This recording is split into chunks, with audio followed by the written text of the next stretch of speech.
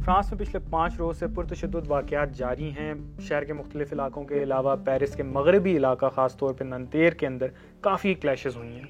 मुज़ाहिरीन ने इमारतों और इमलाक को काफ़ी नुकसान पहुँचाया है। इसके अलावा गाड़ियाँ और बसेस भी जला दी गई हैं। वायलेंस इस हद तक बढ़ गया कि पेरिस को अपनी बस और ट्रैम सर्विसेज को टेम्परेरीली मुअत्तल करना पड़ा। राइट पुलिस जो है वो सड़कों पर आ गई और सैकड़ों के हिसाब से मुज़ाहिरीन को गिरफ्तार कर लिया गया। लेकिन आखिर ये वायलेंट प्रोटेस्ट शुरू क्यों हुए? 27 जून को 17 साल अल्जीरियन निजात नाइल को पुलिस ने उस वक्त गोली मारी जब वो नाके से अपनी गाड़ी को भगाकर ले गए। इसके बाद फ्रांस खसूसन पेरिस में प्रोटेस्ट का आगाज़ हुआ जो जल्द ही पुरतशद्दुद हो गए। मुजाहिरों पर काबू पाने के लिए हुकूमत की तरफ से 40,000 से ज़्यादा पुलिस एहलकारों को मुल्क में तैनात किया गया। फ्रांसीसी सदर इमैनुअल मैक्रों ने नौजवान की हलाकत और पुरतशद्दुद वाक़यात दोनों की मज़म्मत की है। इस वाक़े में इन्वॉल्व पुलिस एहलकारों का बाद में कहना था कि नाइल की गाड़ी ने मुतअद्दिद ट्रैफिक वायलेशंस की थी और उससे दीगर शहरियों को ख़तरा था, जबकि नाइल के वकील ने इससे इत्तफाक नहीं किया। उनका कहना था कि उनके क्लाइंट ने कानून के ख़िलाफ़ कुछ नहीं किया था।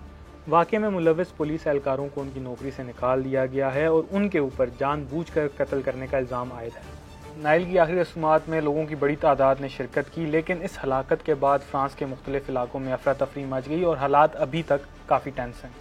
नाइल की मौत के बाद फ्रांस में पुलिस ब्रूटैलिटी या पुलिस के तशद्दुद के ऊपर बहस दोबारा छिड़ गई है। 2017 में इम्प्लीमेंट होने वाले कानून के मुताबिक पुलिस को ये इजाज़त दी गई थी कि अगर वो किसी ड्राइवर को रोकते हैं और वो ड्राइवर नहीं रुकता तो उसे गोली मार सकते हैं। फ्रांस में पुलिस के ऊपर नस्ल परस्ती का इल्ज़ाम भी लगाया जा रहा है। अक़वाम मुत्तहिदा के ह्यूमन राइट्स ऑफिस का कहना है कि ये लॉ इन्फोर्समेंट एजेंसी के अंदर नस्ल परस्ती का मसला हल करने का एक मौका है।